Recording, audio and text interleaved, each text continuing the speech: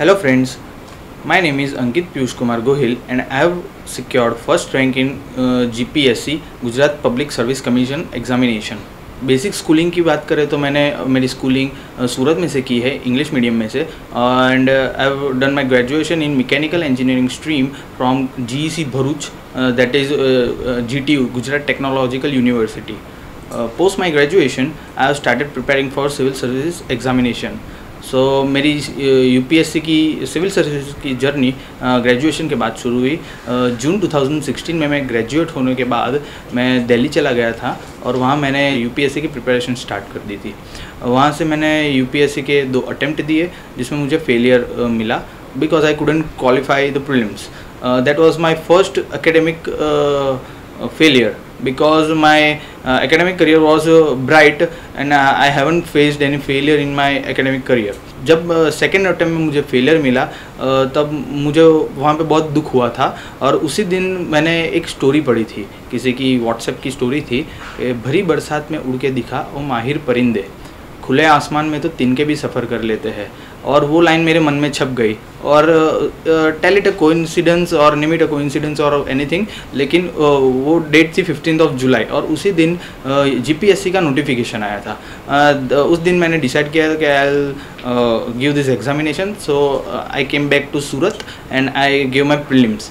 I'll be sharing my strategy and journey so that it can benefit all the aspirants. GPSC में 3 stage होते हैं, prelims, mains and interview. It is same as UPSC, लेकिन GPSC में prelims में 2 paper होते हैं, दोनों GS के होते हैं. Paper 1 200 marks 2 hours, second paper also 200 marks 2 our.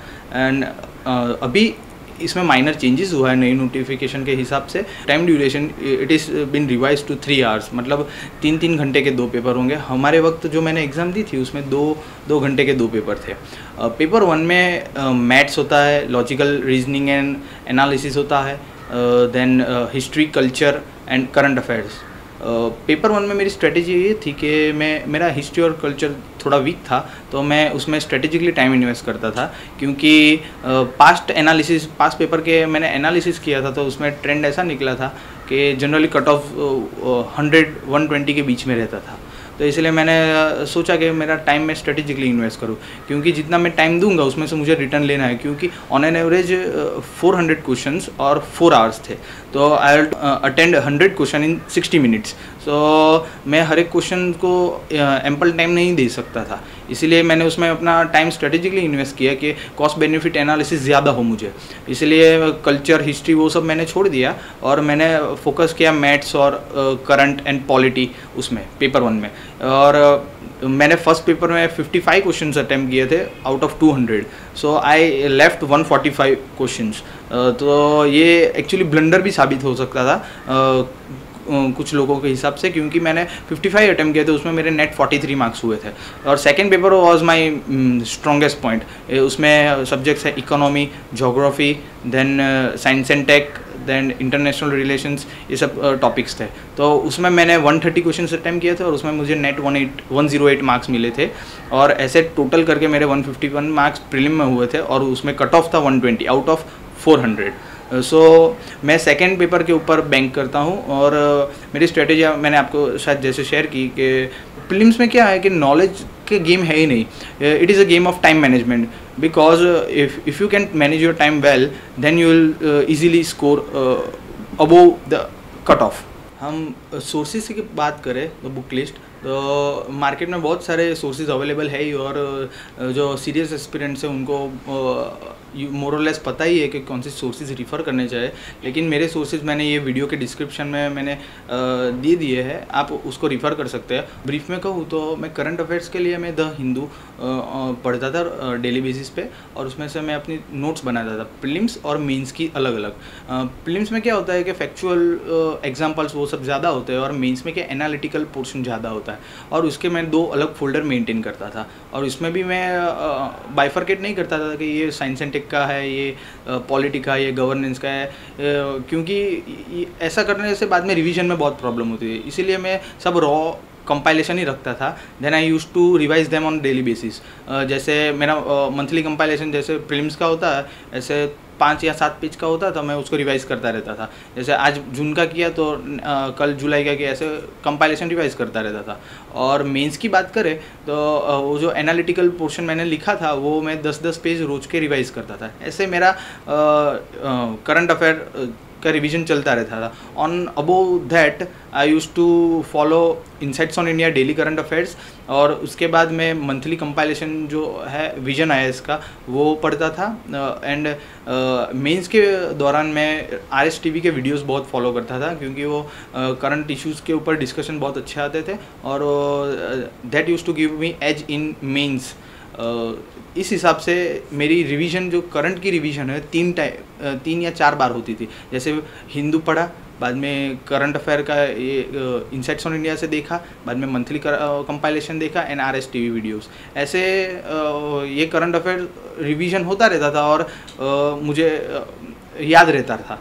Prelims के बाद मेंस की बात करें तो मैं मेंस की प्रिपरेशन के लिए गांधीनगर चला गया था।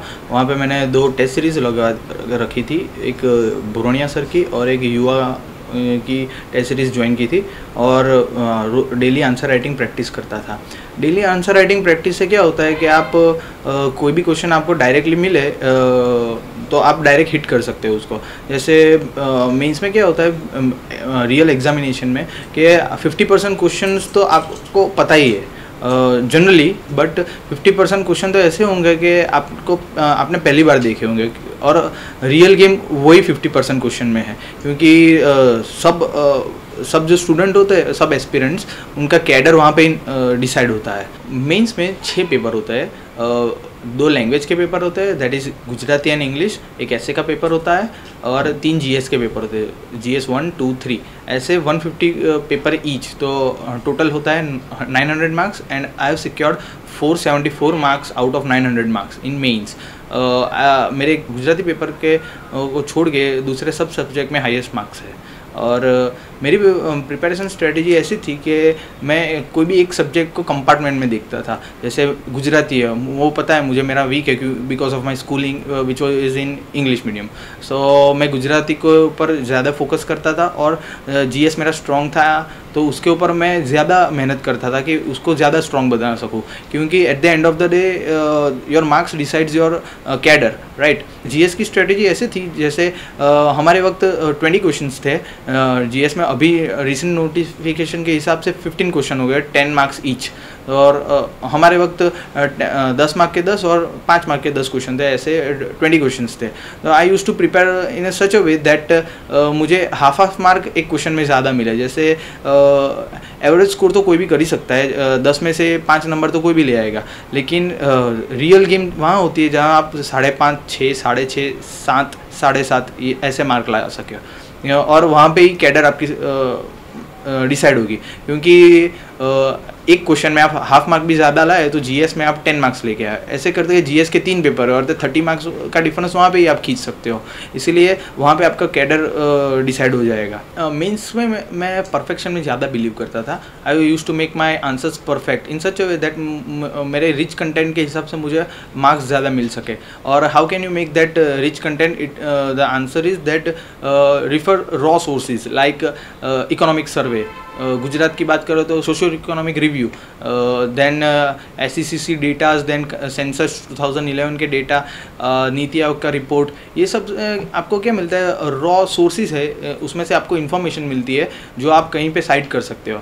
As for example if I can recall that economic survey में एक लास्ट डिलेड जस्टिस के ऊपर कुछ एक चैप्टर था, 10th चैप्टर आई गेस और 9th, उसमें एक साइटेशन दिया था नीचे, तो उसमें केस था Ram Singh versus the union. उसमें ऐसा कोट किया था, the supreme court itself should refrain from entertaining cases under article 136 that was special leave petition.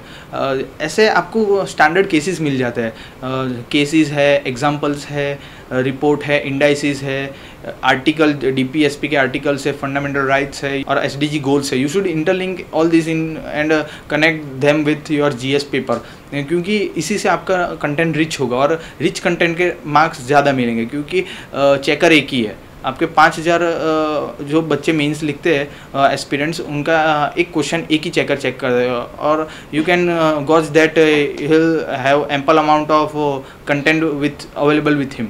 तो आपको वो अच्छे स्केल पे आपको जज कर सकता है। इसीलिए आपका कंटेंट रिच होगा और कुछ नया आप करोगे तो आपको उसके मार्क बट ऑब्वियस मिलने ही वाला है। और एक एग्जांपल दूँ तो एक क्वेश्चन था जुडिशियल एक्टिविज़म और जुडिशियल ओवररीच के ऊपर। तो उसमें मैंने कंक्लूजन में ऐसा लिखा था कि मैंने एक एग्जांपल दे दिया था supreme court of south Africa. तो वहाँ पे एक सिस्टम चलता है कि सस्पेंडेड डिक्लेरेशन ऑफ वैलिडिटी। तो उसमें क्या होता है कि whenever the supreme court upholds that some law is null and void with the constitution, तो वो 180 डेज़ का लीवे देते हैं कि parliament will decide that parliament amend. इस हिसाब से क्या होता है, ओवर रीच नहीं होता and they will maintain the distance and decorum of both the bodies and it is also the goal of our article 50 that is separation of powers. So you should interlink your GS and current affairs and this doctrines and examples in such a way that you can make your answer rich in content way। Mains की मेरी journey की बात करूँ तो ups and downs तो हर journey में आते ही है, तो मेरी जर्नी में भी आने ही थे। तो मेरे साथ ऐसा कुछ हुआ था कि दिसंबर में मेरी मेंस की एग्ज़ाम फरवरी में थी 17 फेब को, और दिसंबर में मुझे आई एलर्जी हो गई थी, इन्फेक्शन हुआ था। तो उसमें डॉक्टर ने मुझे 2 ड्रॉप दिए थे जो मुझे रोज़ ऑन डेली बेसिस मुझे 4 टाइम्स मुझे एडमिनिस्टर करने थे।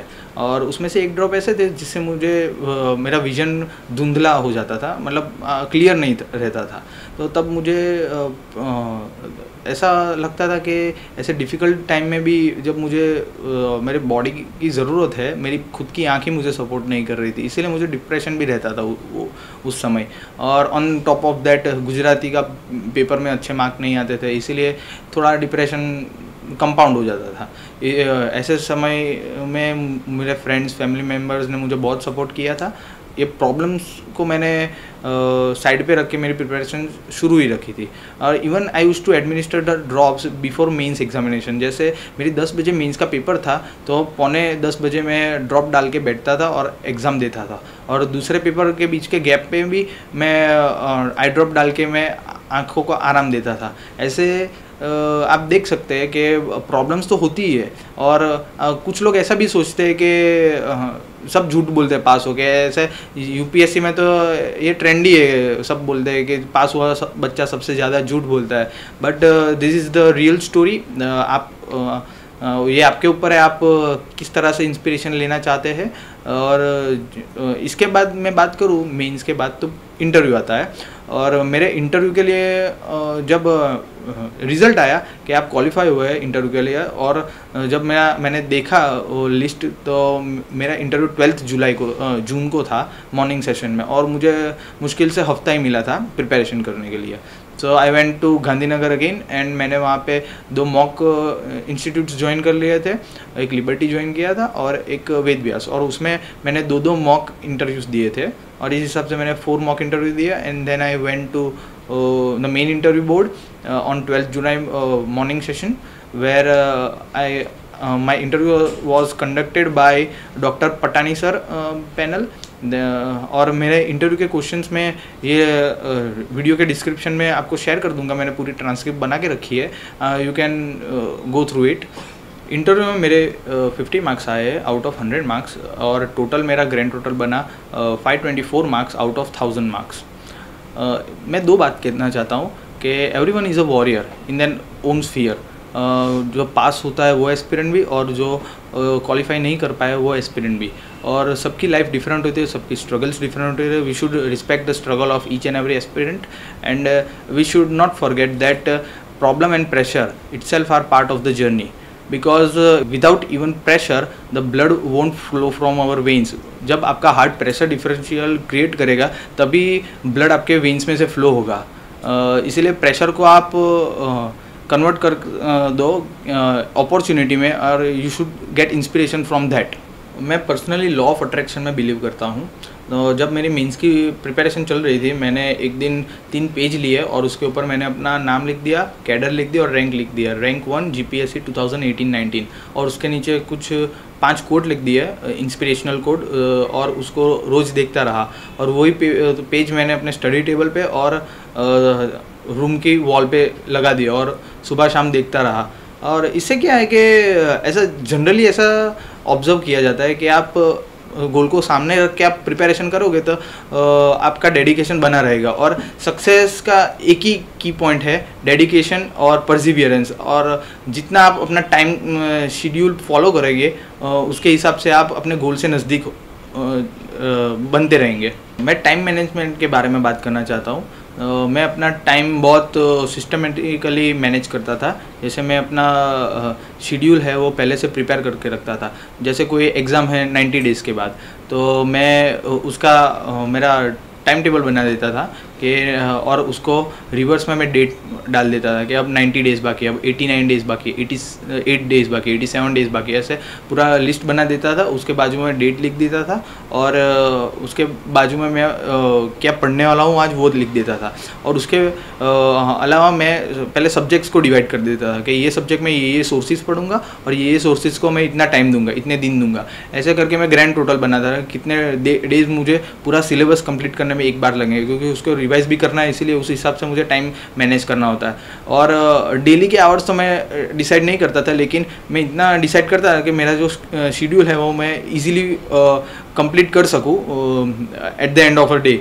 और 10 या 15 दिन पे एक दो दिन लीव भी रखता था कि मेरा जो बैकलॉग है वो क्लियर कर सकूं।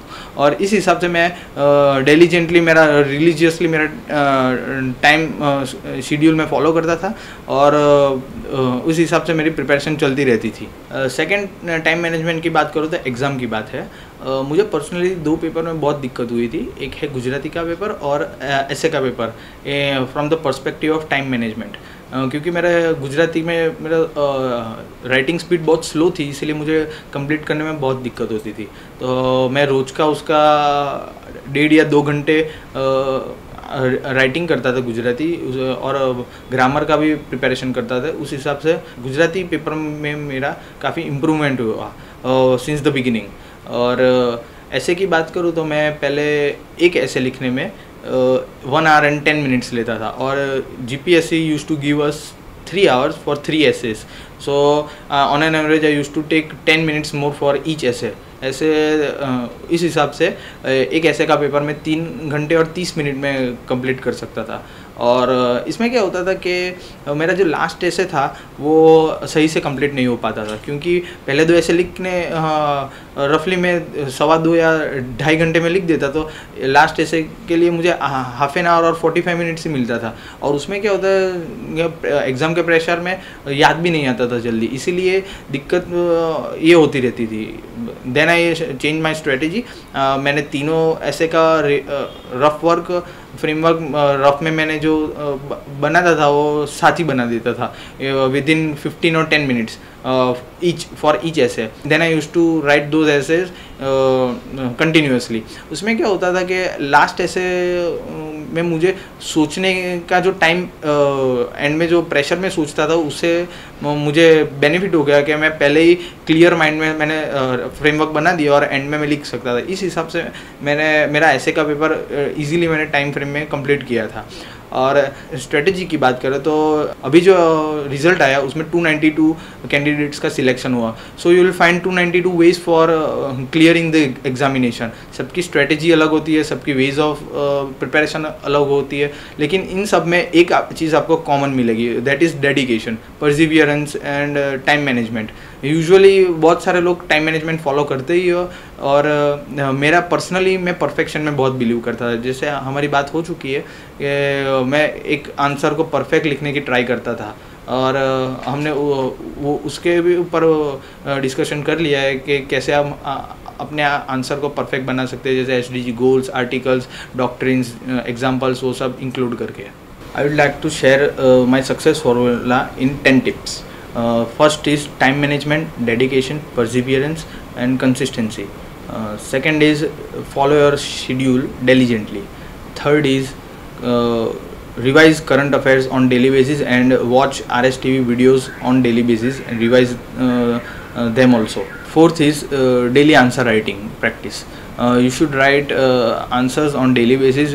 Let it be 5 or 6 in half an hour, or try to make them multidimensional, cover all the aspects and include examples and conclude them in such a way that you should include committees, SDG goals and articles, DPSP, etc. This will make your answer rich in content wise, right? Fifth is perfection. जैसे मैंने आपको बताया, मैं perfection में ज़्यादा believe करता था, and I use to fight and fetch half mark in each question. इसीलिए आप अगर परफेक्शन के ऊपर ज़्यादा भार दोगे तो आपको मेंस में अच्छे मार्क मिल सकते हैं. और you shouldn't be banking on interview, because interview is in not in your hands. जैसे होगा वैसे ही होने वाला है, इसलिए आपके पास मेंस है आपके हाथ में.